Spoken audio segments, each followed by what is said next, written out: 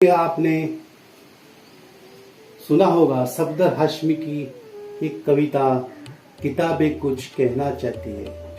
यह कविता गुलजार जी की लेखनी से हमारे सामने प्रस्तुत है, जिनका जन्म 18 अगस्त 1936 में दीना नामक झेलम जिला पंजाब में स्वतंत्रता पूर्व भारत में हुआ था। गुलजार जी का मूल नाम संपूर्ण सिंह कालरा है। आप एक कवि, पटकथा लेखक, फिल्म निर्देशक, नाटककार होने के बावजूद हिंदी फिल्मों के प्रसिद्ध गीतकार हैं। चौरस रात उनकी लघु कथा प्रसिद्ध है। रावी पार एक कथा संग्रह प्रसिद्ध है। चांद और मैं, एक बूंद चांद, रात पसीने की और खराशे कविता तथा कहानी संग्रह का कोलाज प्रसिद्ध है।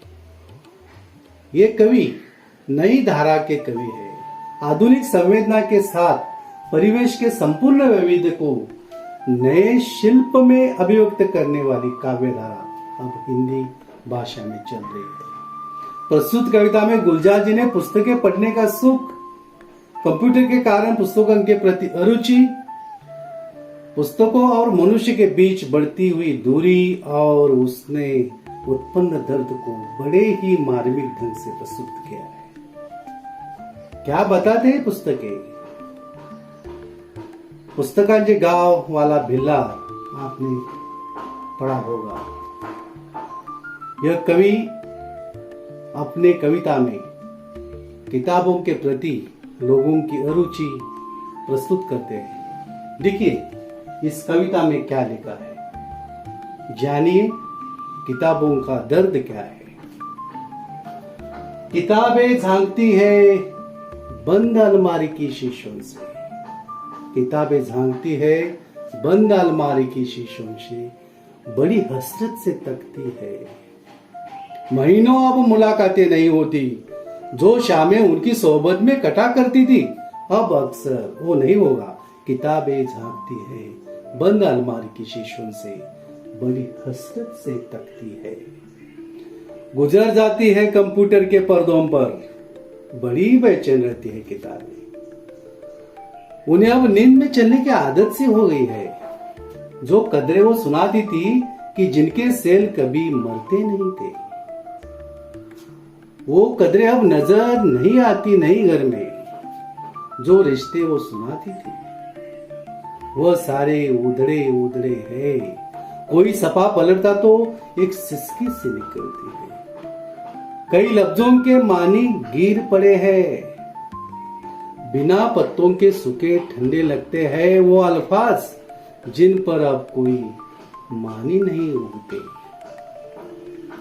जुबा पर जो जायका आता था, जो सफा पलटने का, जुबा पर जो जायका आता था, जो सफा पलटने का, अब उंगली के क्लिक से बस झपकी गुजरती है। बहुत कुछ तह ब तह खुलता चलता जाता है पर्दे पर, किताबों से जाती राब्ता कट गया है।